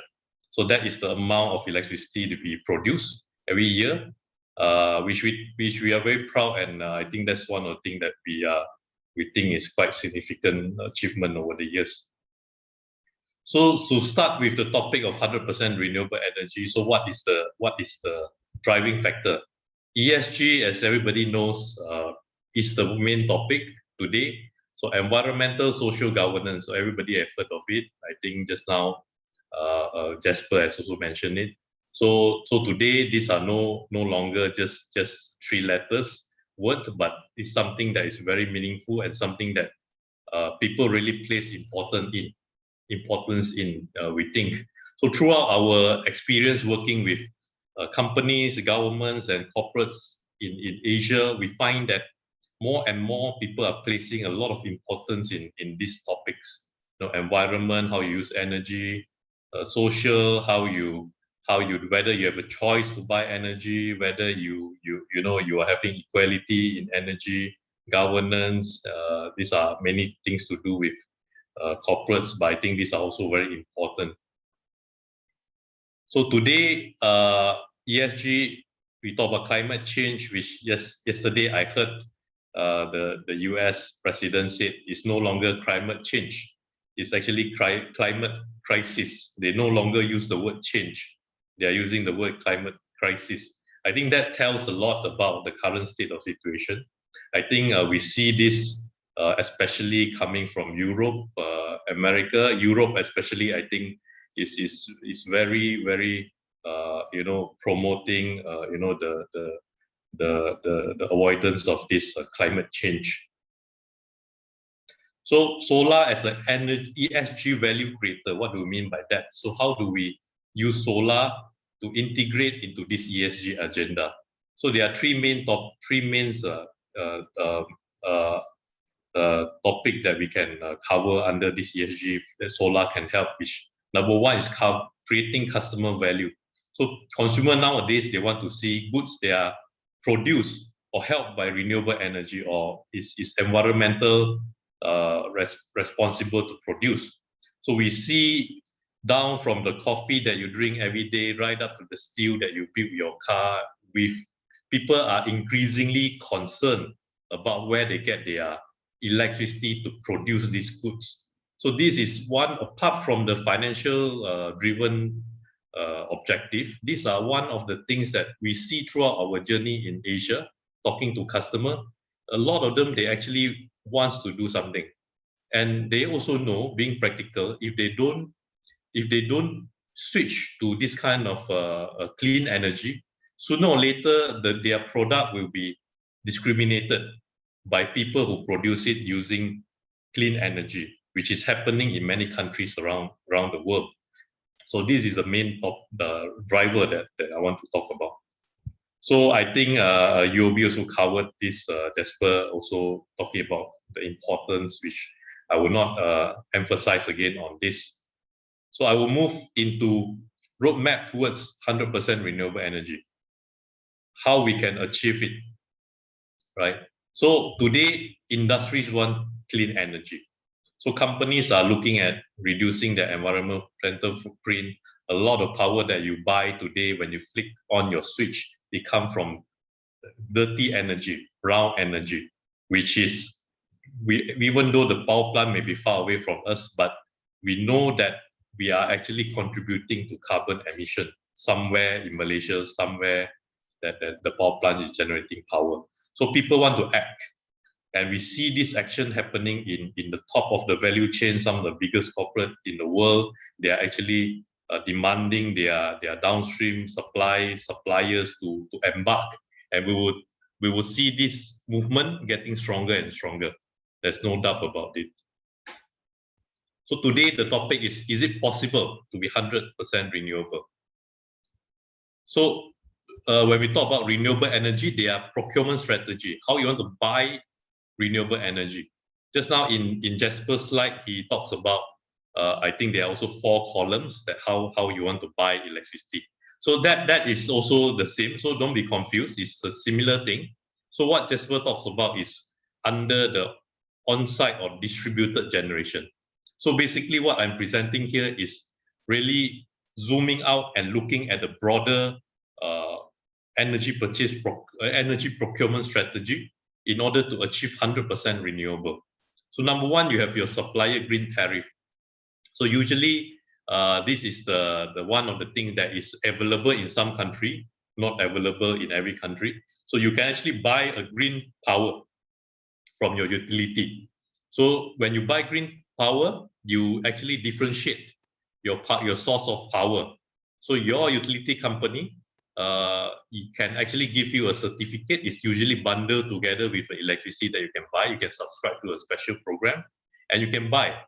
But the problem is, I will show it later. There are pros and cons. Usually it's the cost issue, because when you differentiate brown and green electricity, you have to pay more for the grid, obviously, when you're dealing with utility, right? So second, we talk about renewable energy certificate or energy attribute certificate, a generic name. So basically these are offset. So you buy a certificate, you buy from someone else that have, extra carbon reduction, you buy it, get it certified and use it on top of your brown energy. So this is how you clean your energy, your brown energy to become green. So this is one of the methods. So the third method is on-site and distributed generation. So what do you do on-site? On-site is what Jasper has mentioned just now. You put solar on your roof.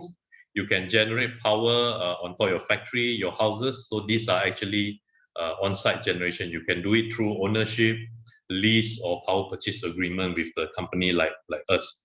So the fourth, last but not least, in fact, this is quite important, is off-site generation. So what is off-site generation? So this is basically buying the remaining of your power from a power plant, a clean power plant, be it a hydro, solar, wind farm, somewhere in your country or in your state to power up your factory. So this is something, a grander idea, but this is something that is happening around the world at this moment for some of the serious energy buyer today. So in terms of this kind of off-site PPA, how does it work? So basically, people like our company, we invest into a solar farm. So we generate a lot of clean energy. For example, somewhere in Perak, you know, we will transfer the power through the grid to your company. And your company will actually sign an agreement with us to buy the power directly. So while we pass through the grid infrastructure do not belong to us. So it belongs to the utility company. So we actually pay sort of toll charges to the utility company to transmit the power, or we call wheel the power to your company, right? So of course, when the wind doesn't shine, when the sun doesn't shine and the wind doesn't blow, you have to top up your power.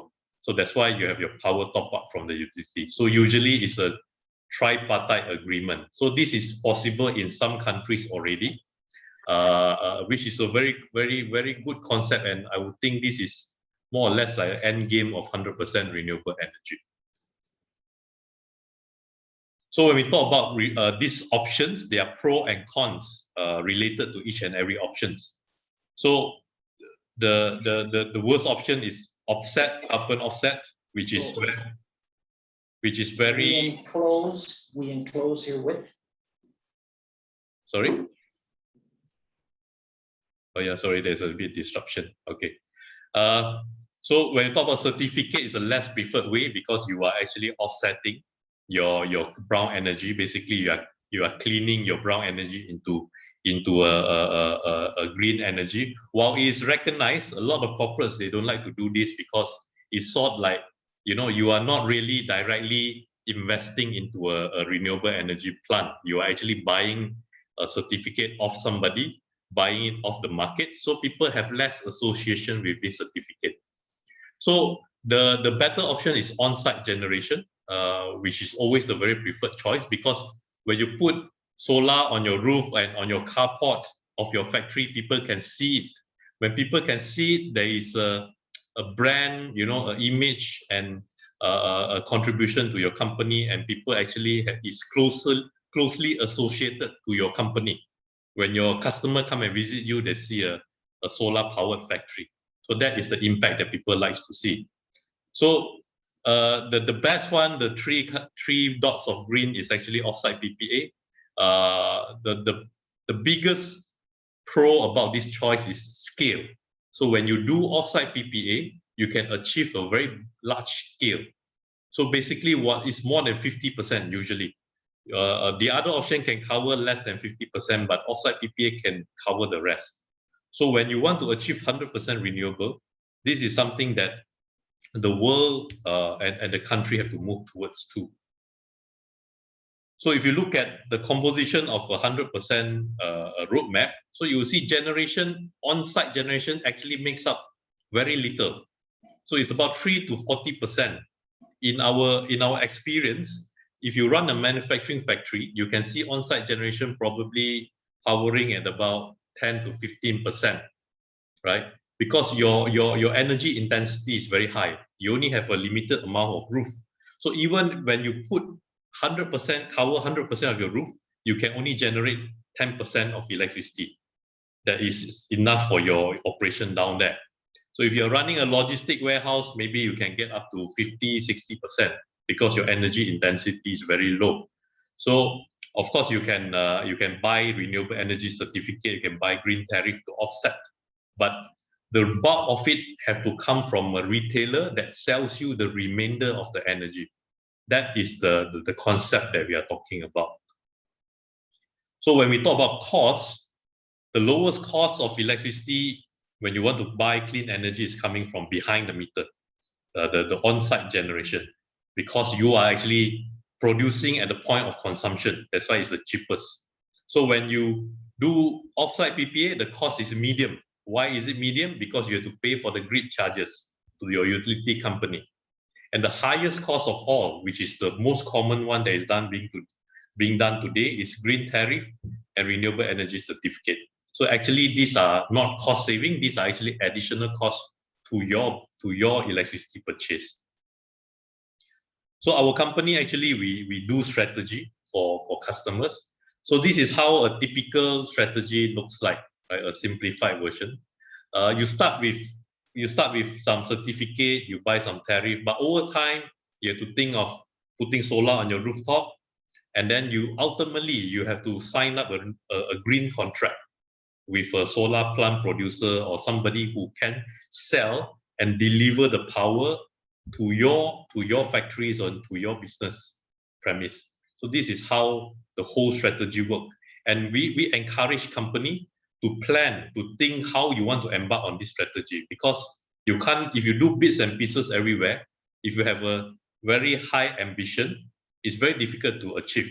So you need to start planning, from this year to next year, a 5 years plan, 10 years plan, 15 years plan. So you need to start with that planning so that you get the best value for your electricity. So we actually can estimate what is your mix. Of course, obviously the different source have different price. We can actually estimate the mix of energy price for you, right? When we do this roadmap. So 5 years from now, what is your electricity, your blended electricity cost coming from 3-4 sources of energy?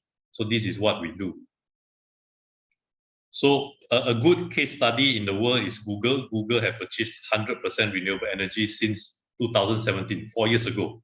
So today, they are talking about having renewable energy 24/7, meaning at every time they don't buy offset, they don't buy certificate, they are generating every minute the power that they need to use.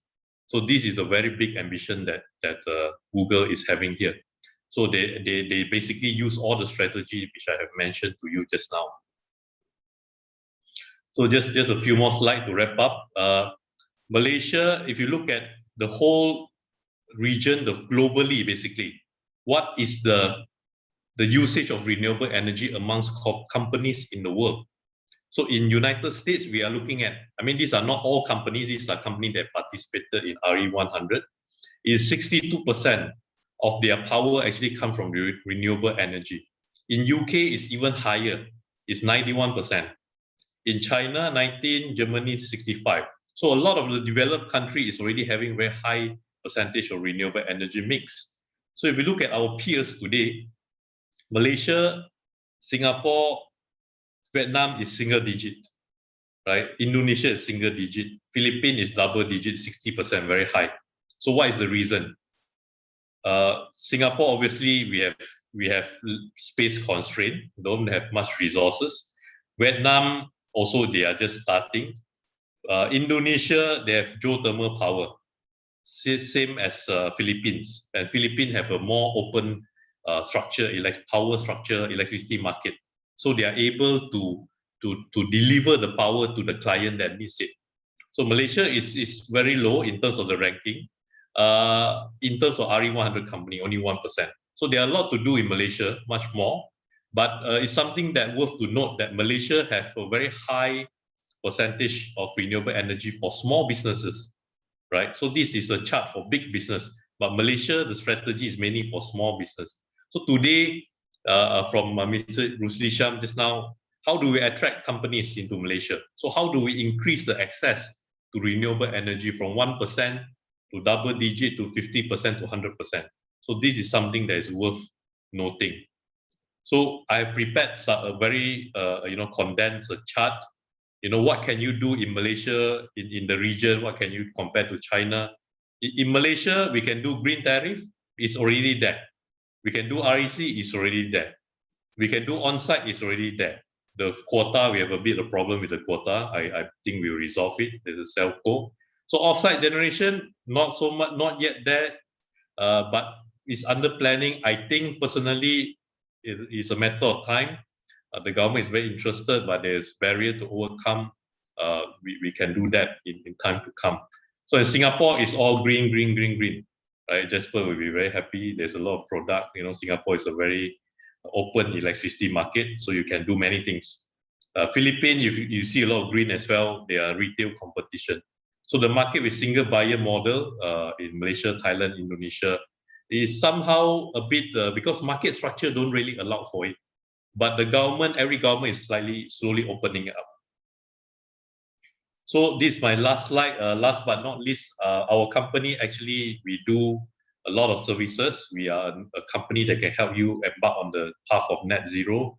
RE roadmap feasibility, if you are interested in feasibility study, you want to know what's your plan for the next 5 years, come to us, we can help you.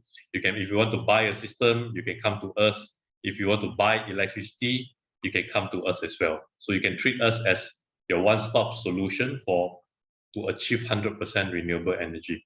So with that, thank you very much, and I return back to Ida.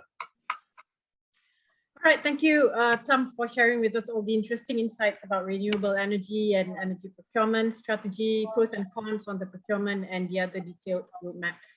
And now, without wasting our time, we have to go quickly to the Q&A session. Let us see the first question. Oh, there's suddenly 7 here. Okay, I think this is for Mr. Ibrahim. The awarded cap installed capacity, besides the time lag, any other causes, example, delay or non-takeoff? And number 2, she asked, or he asked, any package or plan for individual houses or smaller buildings participations like previous FIT? It's for you, right, Mr. Ibrahim? You'll be able to take that? Mr. Ibrahim? Sorry, unmute. So thank you, Mr. GH, for the 2 questions. So regarding the awarded cap, yes, we are pursuing for more capacity than what we are having today. As mentioned earlier, that currently we are about 8.4 gigawatt capacity in operations, and looking forward that we are pursuing for an additional 10 gigawatt in terms of realizing the 2040 targets, 2035 targets. Regarding the second questions, I would say that the current openings under the NEM 3.0 mechanism is a good platform for individuals, including residential areas, to explore the potentials to install solar at their premises, and for any energy excess, they will be credited, exported to the grid. So currently, I would say the quota for the NEM Rakyat is still a lot. Please feel free to view at our website for the available process. All right, thank you. There you go, JH, your answer to that question by Mr. Ibrahim. And then the next one, I think this is dedicated to, Jasper would be responsible for this, right? Presumably the large-scale solar projects in Malaysia get financing because of the 21-year PPA. How easily can a large-scale solar project without long-term PPA but sells on daily bidding declaration, NEDA program, gets financing? That's for you, Jasper. Okay. Yeah, thanks, Dida. I guess thank you for the question, Rosman. I guess give me a few minutes here. Yeah, I guess the question I would pose back to Rosman is, what is the business model of the large-scale solar project in terms of going into building a large-scale solar plant without a revenue model? I guess that's the question that the developer as well as their sponsors will need to ask, right? And that is the question that we commonly ask the corporates who are coming to us to do the financing. So they need to be clear on where your revenue is coming from, right? I think if you are only relying on daily bidding and declaration, the question for the sponsor is that what is your IRR that you're looking at? What is your return on investment? Does it work well for you to to do a daily bidding into the financing. In terms of the finance, rather than just looking at it from a financing point of view, you should look at it from a business point of view, right? How are you going to make your money and how sustainable is the revenue? So from that point of view, then you start to gravitate towards in terms of how do you secure long-term revenue similar to a PPA, or virtual PPA or an offsite PPA or a corporate PPA, right? So that is the question that you know, I would ask the sponsor in terms of how to finance it. And once we are clear on the revenue model, then of course the banks can come in and do the financing. I hope that answers the questions. Yeah. Maybe Tom, you would like to add on a bit. When you do your investment as a solar developer, how would you look at your return? Of course, when we don't have a revenue we have, but of course you have to do. Malaysian NEDA market is not widely studied in a very long perspective. Long-term perspective is relatively new. So even though there are fluctuation, I think the key concern is also, you know, the whether the model, whatever model that we model out, will be sustainable or not. So this is also one concern. Of course, if you have an off-taker at the other end, selling to an open market is only half of the solution. I think if you have another off-taker on the other end, whether you have any customers, that's always a better solution, I think. All right, thank you, Jasper and Tom. And since we're speaking about the topic, there's somebody here who's asking, is Detrolic actually, Tom, interested in solar projects EPC based in Europe? Would you guys be interested? Not really. We are kept very busy in this part of the world already. We can't go too far. When do you think you will go to look into Europe? I think not in the foreseeable future. When Malaysia achieve net zero, yes. Okay. I hope that answers the question to Dan here. He asked in our chat box. In our Q&A box. And then the next question, still from Mr. Rosman to Mr. Thomas again. You mentioned Detrolic sells green energy. Is this including in Malaysia? If yes, which RE mechanism, renewable energy mechanism that you're using? Yeah, we sell in Malaysia. Obviously, Malaysia we have the most portfolio. So we are using a mix of net energy metering, Celco, those kind of policy.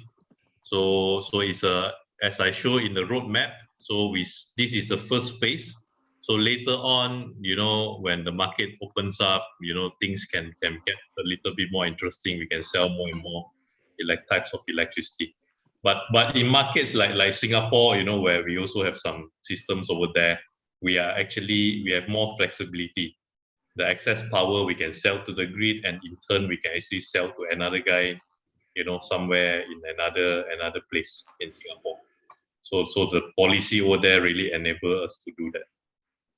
All right, and with that said, could you also elaborate more on the current status in Malaysia of site generation? What is the current restriction in Malaysia to boost on 100% renewable energy? I think the government is having a deeper look into this program. It was somehow mooted about 2 years ago, but this program will require a fundamental change of a revamp of the power electricity market structure, but it can be done in phases. So I think seeing the world moving into, you know, requirements of clean energy, big demand, I think this will be faster rather than, you know, slower. This offsite PPA. So short answer is yes. I think it's in the plan. Mr. Ibrahim can also add to this, but it will take some time. So it will not happen next year, but it will happen in the foreseeable future. I think. Okay. Right. Okay. If I can add to Mr. Tam. Ibrahim can add. Yes. Yeah, if I can add to Mr. Tam, yes, Yeah. we are looking in terms of the third-party access or the P2P. This can be considered as the offsite PPAs. It was really discussed back in 2019 together with the MESI 2.0 reformations. But however, due to the current situations, both items are currently put on hold. But rest assured that My Power has already triggered back this initiative. And we are hoping that this kind of for this new mechanism, new market model can be launched ASAP. Right. Okay. And one more question for you, Mr. Ibrahim. Is offsite PPA allowed in Malaysia? I saw you were typing there, but maybe we can share the answer live. Isn't TNB the sole distributor of electricity in Malaysia? Yes, I would say currently TNB is the main off-taker, but as mentioned also by Mr. Tam, by allowing the third-party access and the P2P mechanism will allow for a higher growth in terms of these offsite PPAs. So I would say that the introductions for these offsite PPAs can be initiated via the introduction of these two mechanisms, the third-party access and also the P2P. Right. Okay. Since it's already 5 p.m. and I think we overshot the time, I will just take one more question here because most of the questions have been answered for Encik Ibrahim. Sorry, not for Encik Ibrahim. For my speaker from MIDA, Mr. Rusli Sham, he's answered most of the questions in the answer in the Q&A box. Thank you very much, Mr. Rusli Sham. Just one more question here. What are the from Sukumar? First, he's asking, would it be possible to create 100% renewable energy manufacturing regardless of the plant size? And then secondly, he's asking what are the competency skill set required for managers and technicians in utility department to manage green energy? What is your comments on those questions? Okay, Mr. thank you. Yeah. Okay, thank you. Sorry, you want to answer, Mr. Ruslisha? I know. For that? Okay. You can, Mr. Ruslisha. Okay.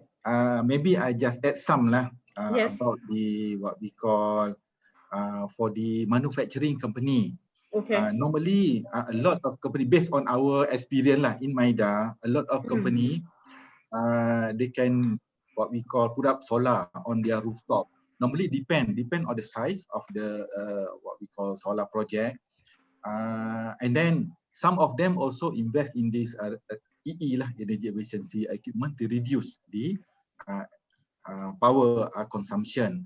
So for the based on our experience, if company have what we call from the TNB TNB normally they allow 75% of the electricity sell back to grid and then they cannot what we call enjoy 100% for the solar project. They need to have some limitation for this TNB because TNB will provide the what we call the utility so that is my comment All right, thank you, Mr. Rizlisham, for your inputs from MIDA and also the what about from Mr. Tam? Would you like to comment? Yeah. So 100% is a realistic target. As I mentioned in my slide, it's a journey to 100%. It's not something that we can do immediately. So you need to start with a plan, like Cik Ruzisam said just now. You have to start with your rooftop, maybe, and then to maybe get 10-15% next year, and then you may want to buy some renewable energy certificate to get to 20-30% if that is your company target. And then you have to really explore options, have a lookout for the new policy.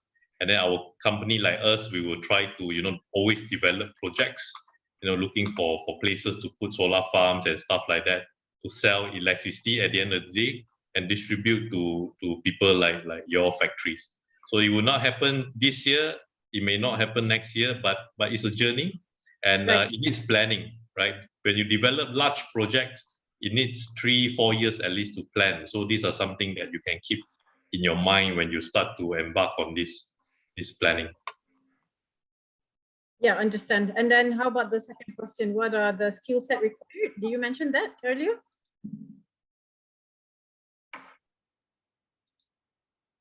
Mr. Tam? Yeah. Oh, skill set. Utility require. Okay. So there's not any skill set. It's like any other electricity. So there's not much special skill that is required. Of course, there are some technical, regulatory requirement from SEDA, which you need to have send the chargeman for courses for solar and stuff like that, which is a process, but it's not that difficult. Right. Okay. Thank you for your answers, Mr. Tam, and also earlier on, Mr. Ruslisham. And we don't have any more questions, but I would like to ask if Mr. Oliver Roche would have any comments or questions before we end the webinar, and also Sven. None for me, not my area of expertise. I'm a construction guy, unfortunately. So yeah, we are doing sustainable stuff, but I think this is macro level sustainable stuff, which is different, I think. So Sven, anything? Nothing at the moment, thank you. I think most of the questions also have been answered there already. Yes. But we are very keen to see how basically the developments on the policy level are coming along, because obviously that is also something where a lot of European companies are interested to see how they can come in. And probably there's also an opportunity in the future, Mr. Tam, to partner with the hydraulics. So let's see how this is developing. So we will probably come back to SEDA and also to MIDA to see what we can actually do in a more technical session, not in a webinar setup. Yeah, sure. Yes. Okay, thank you, Sven. And any other inputs from my speakers before we end? With regards to Mr. Sven just now, I would say that look forward to our renewable energy transition roadmap. We are intended to publish it next month. So stay tuned to our websites for this information. Okay, great to hear that. Thank you. All right. I think one last thing, and it's to do with trade, and I guess which would include ultimately technology transfer and potential business collaborations, is that we're obviously pushing the reignition of the free trade agreement talks between the EU and Malaysia at the moment, and we have been for the last year and a half. And I think that would obviously bring a completely new dimension to everything we're just talking about here, with the introduction of maybe European tech where it's tariff-free, and that could open up doors for more collaboration, I think, in this, in this market. So keep in touch, everybody, and we are engaging with the previous administration and the one before that, and hopefully start with the current one soon, and maybe the next one after that. We'll see how it goes. Yeah. And but we're very anxious to get those discussions going with whatever administration there is in the country, for the mutual benefit of both the bloc of the European Union and the country of Malaysia. So that's it. That's it for me. Great and very interesting stuff, guys. Much appreciated. Very informative. Thank you, Mr. Oliver. Thank you. Yes, thank you, Oliver. I'll let your comments. And anyone else, Mr. Ruslisham and Jasper, just before we end? Yeah, no? No, we thank you, EUROCHAM, for inviting. I think it's been a very fruitful session, and Yes, we look indeed. forward to more of this session. Yes, okay. And Ruslisham, Mr. Ruslisham? I also would like to thank EUROCHAM for this program. This is very important, what we call interesting program, and then a lot of question, and then more what we call information that we can share all together. Hopefully, Yes.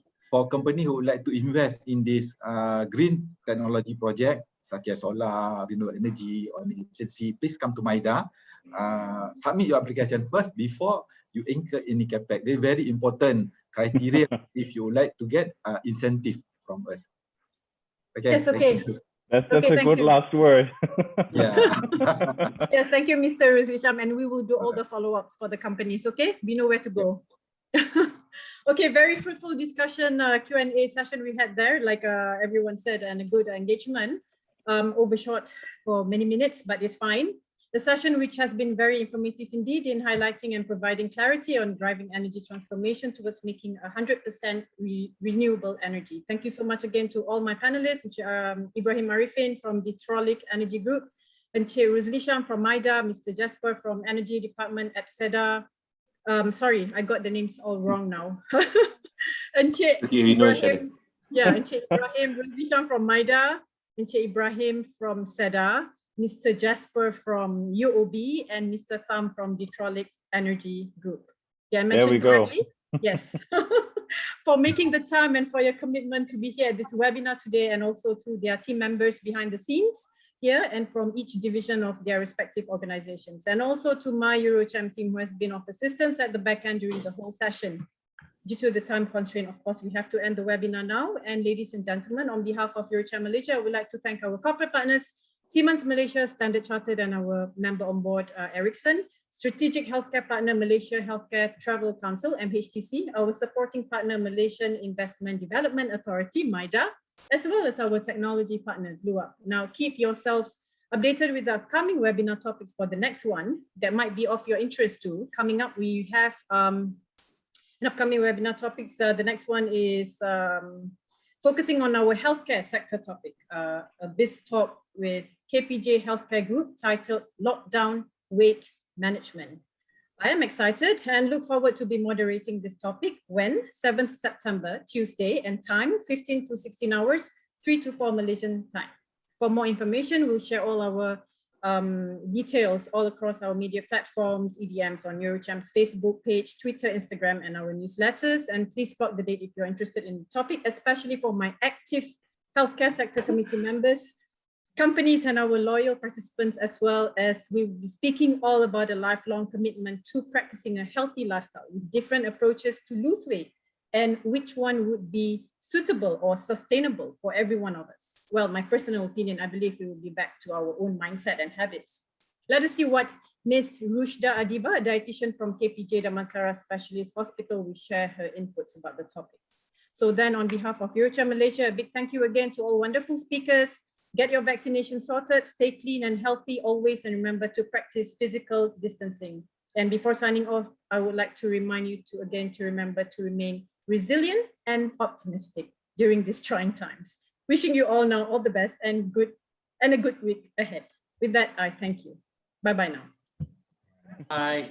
Bye, everyone. Thank you and bye, Bye. everyone. Bye. Thank you. Bye, everyone.